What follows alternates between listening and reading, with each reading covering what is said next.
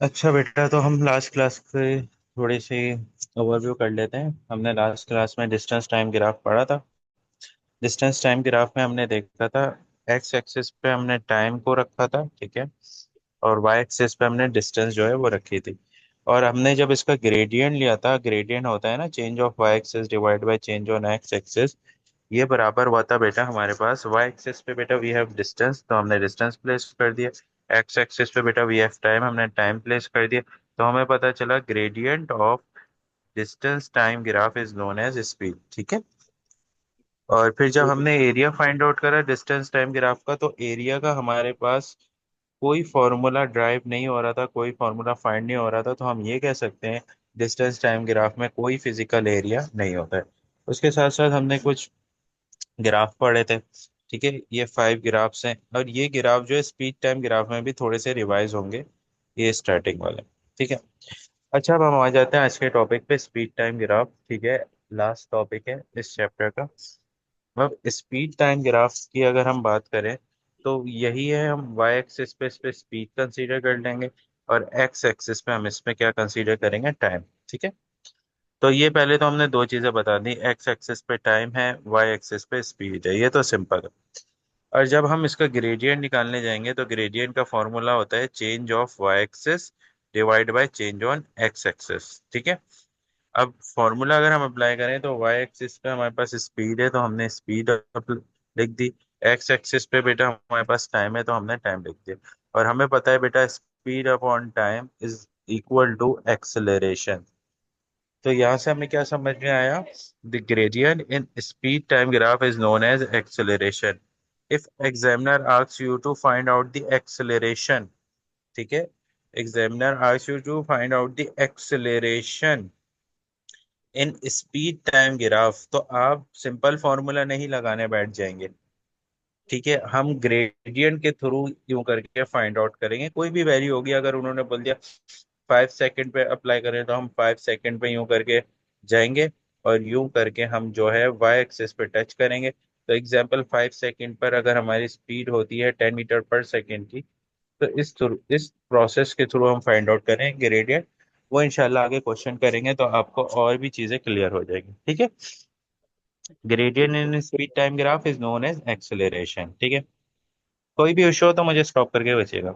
अच्छा, how can we find area. अब area, अब यहाँ पर अगर हम देखें एक ट्रायंगल बन रहा है, तो ट्रायंगल के एरिया का क्या फॉर्मूला होता है, हमसे पता है हाफ ब्रेथ इंटू हाइट। तो हाफ ऐसे ही रहेगा।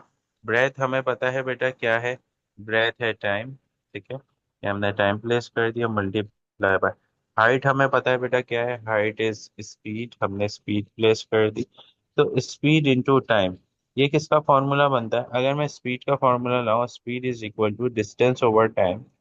सो for distance, speed multiply by time is equal to distance. क्या ये फॉर्मूला नहीं बन रहा, स्पीड इंटू टाइम, बताइए, सर स्पीड बन इंटू रहा है। टाइम।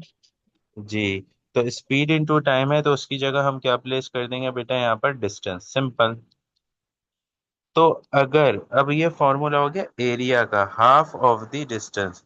अगर वो हमें एग्जामिनर बोले you have to find out the distance in speed time graph, कि डिस्टेंस फाइंड आउट करें स्पीड टाइम ग्राफ पे, तो हम डायरेक्टली किसका फॉर्मूला लगाते हैं, distance time graph find out करते हैं with the help of the formula of area. अब देखिए ये एग्जाम्पल ट्रायंगल है, और एग्जाम्पल हमारे पास यूं करके रेक्टेंगल आ जाता है, ठीक है। ऐसा नहीं बनता कुछ, वो बोलते हैं कि 5 सेकेंड, 2 सेकेंड तक स्पीड ऑब्जेक्ट रेस्ट में रहा, और उसके बाद 5 सेकेंड पर कुछ इस तरीके से कांस्टेंट स्पीड जो उसने जनरेट करी, यूं करके। तो यहाँ पर जब हम देखेंगे, तो एरिया हमारे पास बनेगा रेक्टेंगल, लेकिन होगा वो डिस्टेंस के बराबर ही। तो उस टाइम एरिया, रेक्टेंगल के एरिया का फॉर्मूला होता है ब्रेथ इनटू हाइट। तो हम सिंपल ब्रेथ और हाइट को मल्टीप्लाई कर देंगे, हाफ नहीं आएगा। तो आप डिफरेंट एरिया लगाएंगे, डिफरेंट उसके हिसाब से, शेप के हिसाब से, वो मैं आपको बता भी दूंगा, सर ट्रेपेजियम का भी बता सर दूंगा। जो हाफ आता है 1/2, वो तो राइट एंगल ट्राइंगल का। हाँ, वो ट्रायंगल का होता है। तो अभी ना देखें, हमारे पास तीन शेप वो बहुत देते हैं, एक ट्रायंगल देते हैं, ठीक है, एक हमारे पास वो रेक्टेंगल या स्क्वायर देते हैं, और एक देते हैं ट्रेपीजियम। बस ये तीन शेप्स जो हैं बहुत आएंगे पांच पेपर में। और इन तीनों के अभी क्वेश्चन मैंने अटैच करा हुआ है बिल्कुल इसी पीडीएफ के एंड में। तो वहां से पास पेपर की प्रैक्टिस भी हो जाएगी क्वेश्चन की, और उसके बाद हम उस पर भी मूव कर जाएंगे पास पेपर पे, तो आपको समझ में आ जाएगी कि एक्चुअली एग्जामिनर आस्क क्या कर रहा है हमसे। ठीक है। अच्छा ये देखें स्पीड टाइम ग्राफ का पहला ग्राफ है वही है जैसे हमने डिस्टेंस टाइम ग्राफ का। शुरू के ग्राफ बहुत ईजी है। ठीक है। अगर स्ट्रेट लाइन आ जाए बिल्कुल यूं करके एक्स एक्सिस पे, तो हम अगर ग्राफ के थ्रू ऑब्जर्व करें कौन, तो ग्राफ के थ्रू हम ऑब्जर्व कर रहे हैं कि स्पीड तो इंक्रीज ही नहीं हो रही, सिर्फ हमारे पास टाइम जो है वो कंज्यूम हो रहा है। क्या कंज्यूम हो रहा है? टाइम। तो जब स्पीड ही इंक्रीज नहीं हो रही, स्पीड एक्चुअली यूज ही नहीं हो पा रही, बढ़ ही नहीं पा रही, तो इसकी की वैल्यू आ गई जीरो। तो ग्रेडियंट के फॉर्मूले में जब आप लगाएंगे change of Y axis divide by change of X axis, speed zero. जब स्पीड जीरो हो जाएगी, न्यूमिनेटर में आ गया जीरो, तो सारी वैल्यू जीरो।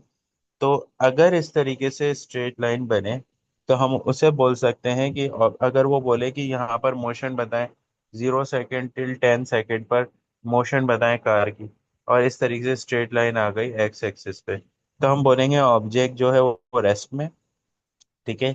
स्पीड ऑब्जेक्ट की जीरो है, ग्रेडियंट जीरो है, और नो एरिया अंडर ग्राफ। याद रखिएगा कोई एरिया इसका ग्राफ का नहीं बन पाएगा, क्योंकि अगर हम देखें एरिया का भी फॉर्मूला होता है हाफ टी इंटू वी।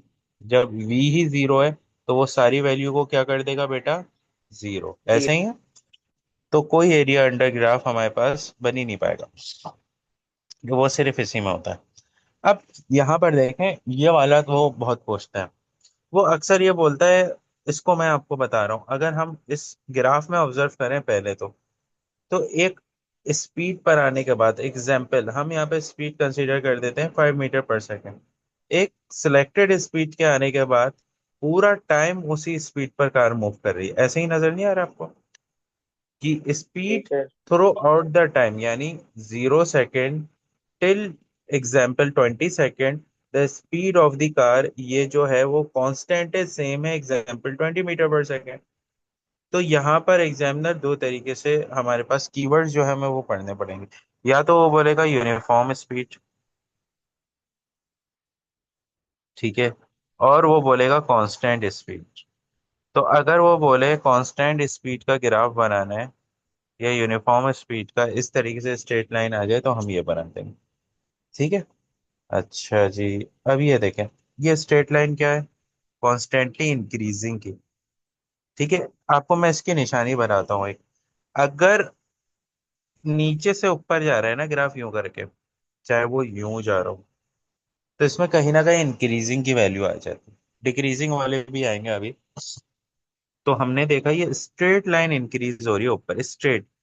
अब स्ट्रेट लाइन का मतलब क्या है? स्ट्रेट लाइन का मतलब है, अगर हम देखें इस ग्राफ को, तो इसमें ऑब्जेक्ट जो है उसकी स्पीड भी है कुछ ना कुछ, और वो टाइम भी जो है वो कंज्यूम कर रहा है। ठीक है। अब इसमें क्या है कि स्ट्रेट लाइन ग्राफ में अगर हम देखें तो हर पॉइंट पर ऑब्जेक्ट की जो स्पीड है ना वो सेम है, और ऑब्जेक्ट जो है वो स्पीड जो है वो इंक्रीज भी कर रहा है। सारी चीजें हो रही है। टाइम तो जाएगा ही ना, time is the independent quantity, हम विद रिस्पेक्ट टू स्पीड पढ़ेंगे। तो स्पीड भी ऑब्जेक्ट की इंक्रीज हो रही है, टाइम तो जा ही रहा है। तो हम ये कह सकते हैं जब स्ट्रेट लाइन का ग्राफ होगा, तो हम बोलेंगे कार की जो स्पीड है या ऑब्जेक्ट की जो स्पीड है, it is increasing constantly. Constantly का मतलब क्या है भाई? स्ट्रेट लाइन है, हर टाइम पर उसकी स्पीड सेम है। जैसे एग्जांपल अगर मैं 2 का ब्रैकेट ले लूं कि हर 2 सेकंड पर ग्रीन लाइन से देखते हैं कार की स्पीड 4 मीटर पर सेकंड बढ़ रही, तो जब हम 4 सेकंड पर आएंगे तो कार की स्पीड होगी 8 मीटर पर सेकंड। और जब हम 6 सेकंड पर आएंगे तो कार की स्पीड होगी वो 12 मीटर पर सेकंड। इस तरीके से होगी, यानी हर सेम टाइम पर कार की स्पीड भी सेम इंक्रीज हो रही। ऐसा नहीं है कि फर्स्ट 2 सेकंड कार की स्पीड इंक्रीज हुई 8 मीटर पर सेकंड, और उसके बाद 2 सेकंड में यानी 6 सेकंड में कार की स्पीड 10 मीटर पर सेकंड हो गई। यानी गैप कितना है यहाँ पे? 2 का, और ईच में गैप कितना था? 4 का। तो ऐसा नहीं हो सकता, वो कॉन्स्टेंटली इंक्रीजिंग नहीं होती। कॉन्स्टेंटली इंक्रीजिंग क्या है, with respect to time car की स्पीड ऑब्जेक्ट की speed throughout the distance, same speed में ऑब्जेक्ट जो है वो ट्रेवल करेगा अपने आप को। ठीक है। तो इसको हम ठीक है। बोलते हैं ऑब्जेक्ट जो है वो इंक्रीज कर रहा है। ठीक है, तो हम इसमें ये भी बोल सकते हैं ग्रेडियंट भी इंक्रीज कर रहा है। ठीक है, और स्पीड भी इंक्रीज कर रही है। एक तो ये चीज हो गई बच्चों वाली। ठीक है, दूसरा ये है कि अगर इस तरीके से वो कंपैरिजन दे दे दो लाइंस के दरमियान कि किसकी स्पीड ज्यादा है, दोनों कॉन्स्टेंटली इंक्रीज तो कर रहे हैं लेकिन कॉन्स्टेंटली इंक्रीजिंग में भी उसने कंपैरिजन कर दिया कि कौन फास्टली कौन कॉन्स्टेंटली इंक्रीजिंग कर रहा है, कौन जो है स्लोली। तो हम कुछ भी नहीं करेंगे, हम सेम टाइम पे, जैसे ये यहाँ पर अगर मैं मार्क कर दूं तो टाइम सेम है इस पॉइंट पर, एक मिनट, इस पॉइंट पर और इस पॉइंट पर। जब टाइम सेम है तो इस टाइम पर हम डिस्टेंस कैलकुलेट कर लेंगे।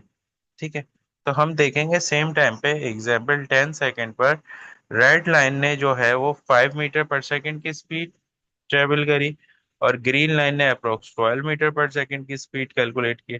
तो हम ये बोल सकते हैं जब सेम टाइम पर दो ऑब्जेक्ट भाग रहे हैं, यानी दो बच्चे सेम टाइम पे दोनों ने जो है रनिंग करना स्टार्ट करी, but at the end of the time जो ये फर्स्ट वाला बॉय है इसने जो है वो 12 मीटर पर सेकेंड की स्पीड रेस करी है, और जो सेकंड वाला बॉय ने 5 मीटर पर सेकेंड की स्पीड रेस करी है।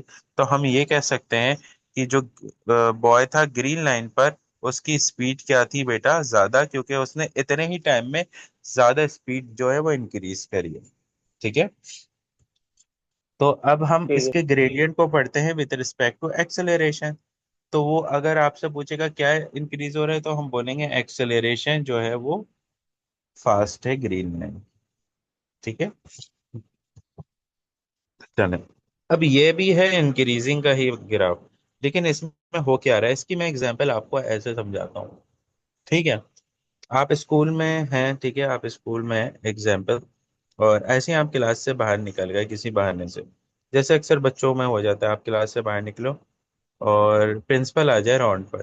तो आप क्या करेंगे, आप उस टाइम तो स्लो होंगे, लेकिन जैसे ही आपकी नजर पड़ेगी कि प्रिंसिपल सर आ रहे हैं, आप फौरन से भागेंगे अपनी क्लास की तरफ। ऐसे ही होगा, आपकी स्पीड जो बिल्कुल। है फास्ट हो जाएगी अचानक से। हम ऐसे पढ़ते हैं डेली लाइफ में, या आपके फुटबॉल खेलने आपके पास फुटबॉल आ गई ग्राउंड, और आपने देखा कि सामने जो है एक और बच्चा है आपका अगेंस्ट टीम का, तो आपकी उस टाइम स्पीड थोड़ी सी ज्यादा फास्ट हो जाएगी होकर।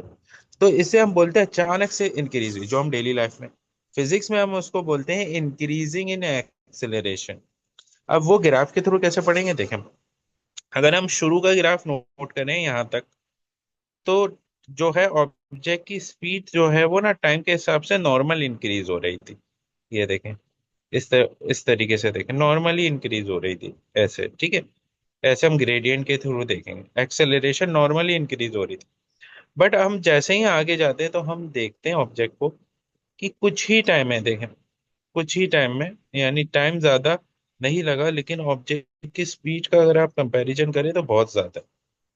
यानी लेस टाइम में उसने डिस्टेंस के स्पीड क्या कर ली, ज्यादा इंक्रीज कर ली। तो हम बोलते हैं इसे इंक्रीजिंग का ग्राफ। याद रखिएगा, अगर वो आपसे बोले कि ऑब्जेक्ट की स्पीड जो है 8 सेकेंड टू 10 सेकेंड राइज हो गई, तो राइज होने का मतलब ये आप इस तरीके से कर्व वाला ग्राफ बनाएंगे, वो बना के दिखाऊंगा मैं कैसे बनता है।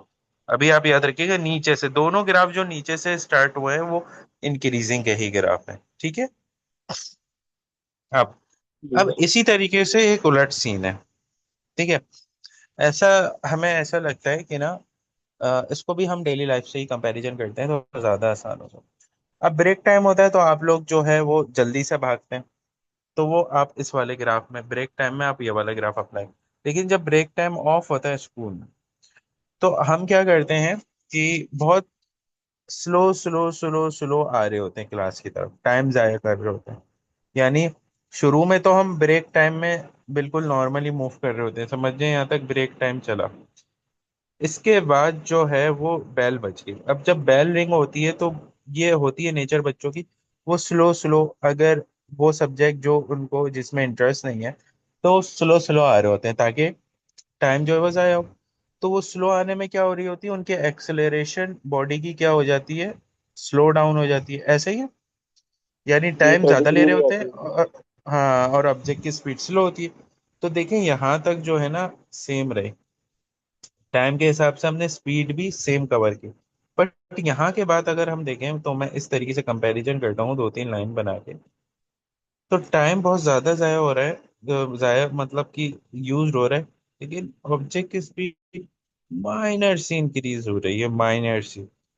अब ऑब्जेक्ट टाइम ज्यादा जा रहा है, ऑब्जेक्ट की स्पीड बहुत माइनरली इंक्रीज हो रही है, तो we can say that it is decreasing acceleration graph, decreasing acceleration graph. तो इसमें ग्रेडियंट जो है वो डिक्रीज होगा, एक्सेलरेशन भी जो है वो डिक्रीज होगी। इसको हम ये कह सकते हैं, जैसे इस लाइन अगर ऐसे पास पेपर में कुछ इस तरीके से डॉटेड लाइनें भी आई हैं, तो ये टाइम स्पैन है और ये डिस्टेंस कवर कर रहा है ऑब्जेक्ट, तो आप ये कह सकते हैं कि 2 सेकेंड में स्टार्टिंग के सेम डिस्टेंस ट्रेवल करा, फिर आफ्टर 2 सेकेंड में जो है वो टाइम लगा इसको डिस्टेंस ट्रेवल करने में। ठीक है, अब ये आ जाए, अब देखें हमने ना सारे पढ़ लिए, अब ये जो तीन है ना ये सारे डिक्रीजिंग के, अब देखें डिक्रीजिंग के ग्राफ की मैं पहले ही निशानी बता दूं।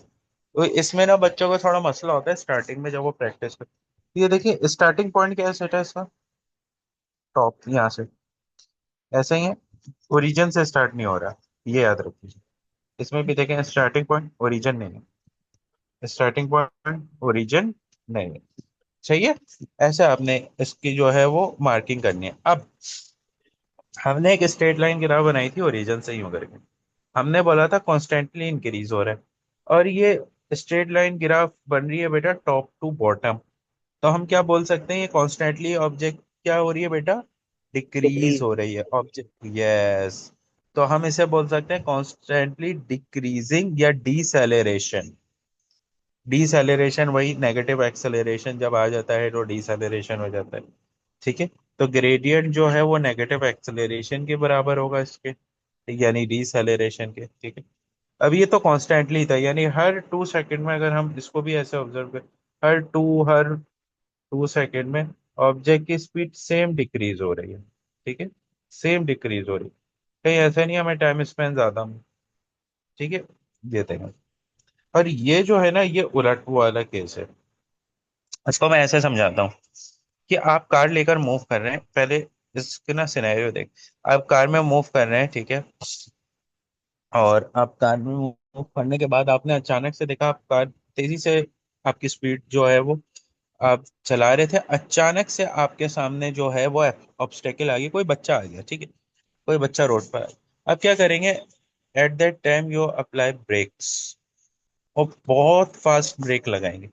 तो जब आप फास्ट ब्रेक लगाएंगे तो आप चाहेंगे जो आपकी कार की स्पीड थी, जो ऑब्जेक्ट था बेटा कार, वो फौरन जो है उसकी एक्सेलरेशन जो है वो क्या हो जाए बेटा, एक्सेलरेशन जो है वो डिक्रीज हो जाए। डिक्रीज। लेकिन हाँ, डिक्रीज तो हो, लेकिन ये कॉन्सेप्ट समझिएगा, लेकिन कम टाइम में डिक्रीज हो, it will take less time to decreasing, मतलब वो बहुत डिसेलेरेशन आ जाए जल्दी से, लेकिन लेस टाइम में आ जाए, ज्यादा टाइम नहीं लगना चाहिए उसको डिसेलेरेशन। अब आप देखें इस ग्राफ को, अगर हम टाइम के रिस्पेक्ट से इसे कंपैरिजन करें, तो with respect to time speed जो है वो फास्टली डिक्रीज हो रही है, तो अगर हम कंपैरिजन करें इनकी वैल्यूज, तो ये जो कर्व इस तरीके से, ये भी डिक्रीजिंग की ही ग्राफ है, बट इसमें डिक्रीजिंग की जो एक्सेलरेशन है ना, यानी डीसेलेरेशन जो है ना, उस वो लेस टाइम में जल्दी हो गई, यानी डीसेलेरेशन का हम ये कह सकते हैं,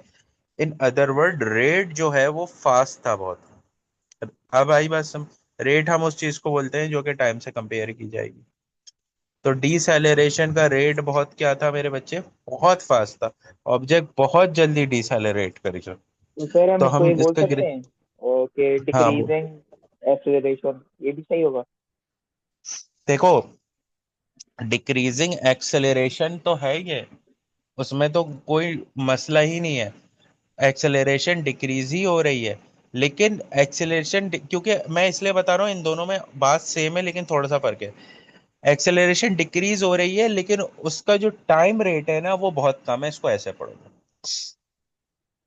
टाइम बहुत कम टाइम में डिसेलेरेट हो रही है, यानी उसकी डिसेलेरेशन की जो वैल्यू है वो इंक्रीज हो रही है, ऐसे पढ़ोगे। ठीक है सर। डिसेलेरेशन की वैल्यू ऐसे पढ़ना, बस ये कार वाली एग्जांपल रखना जहन में, सब समझ में आ जाएगा।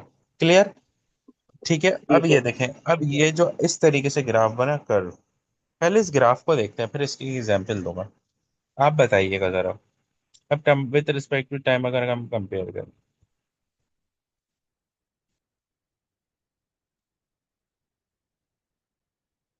ये देखें,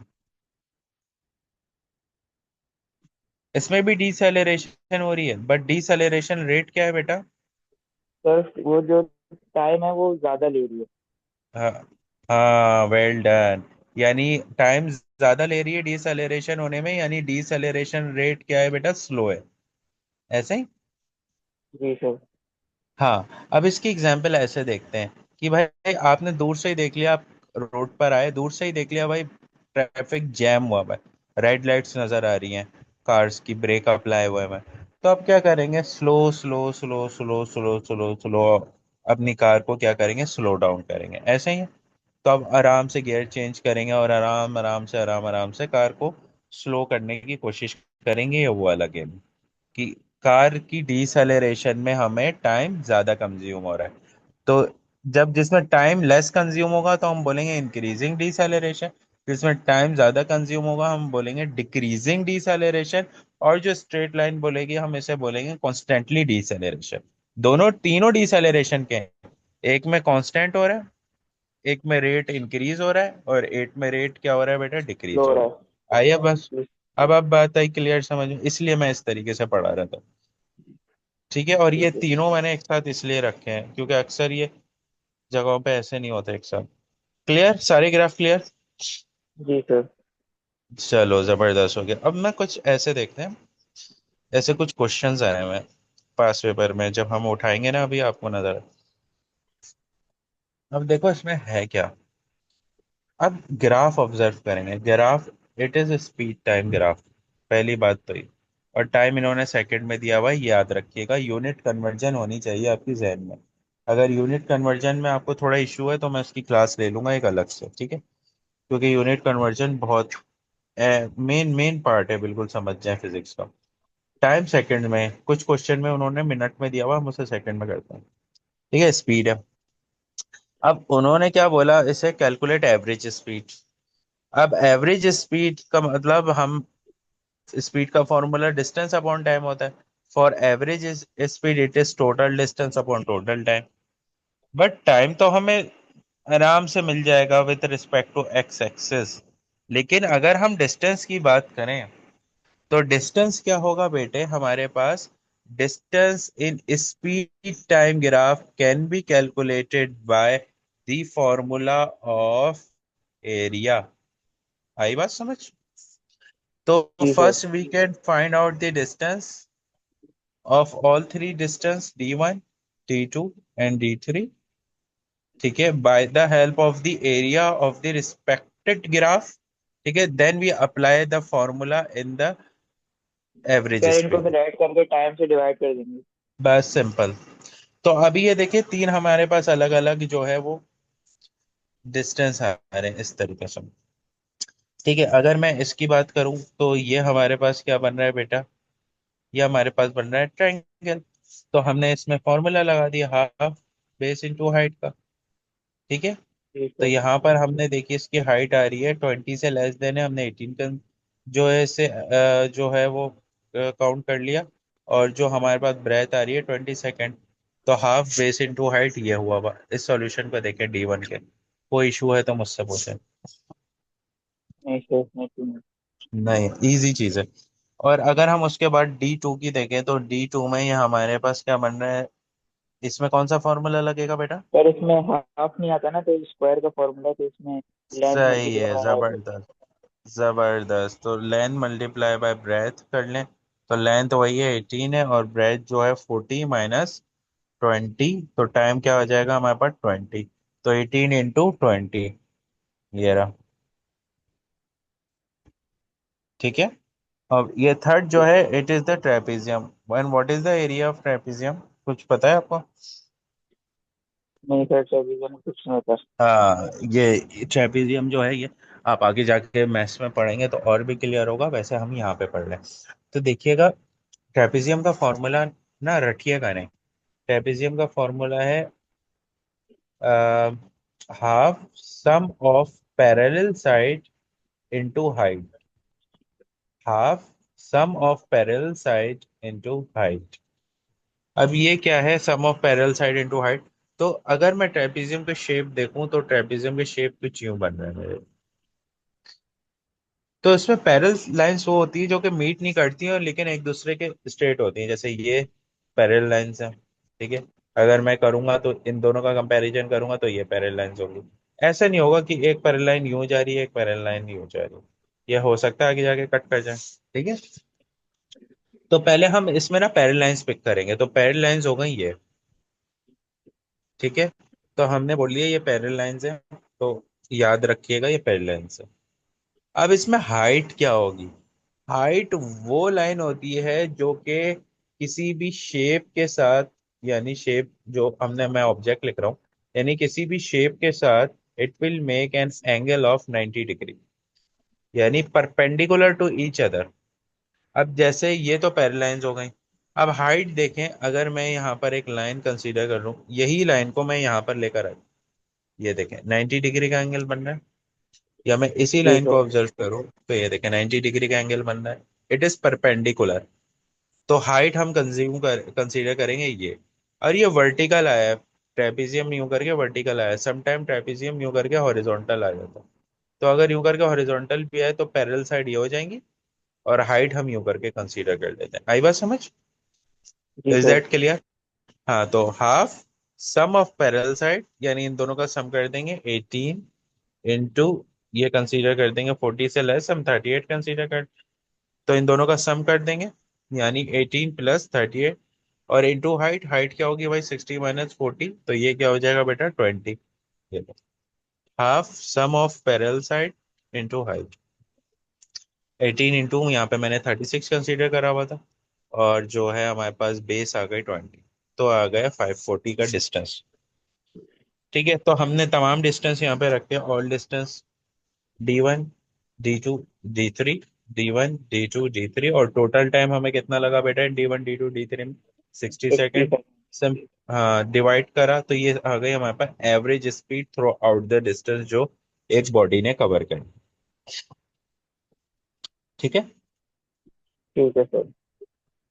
अच्छा, चलें यहाँ पे मैं एंड करता हूँ, नेक्स्ट मैं लिंक भेजता हूँ आपको, उसमें इंशाल्लाह हम क्या पढ़ते हैं, इसके पास पेपर स्टार्ट करते हैं। ठीक है। ठीक है सर। ओके ओके, अल्लाह हाफिज। अल्लाह हाफ़िज़।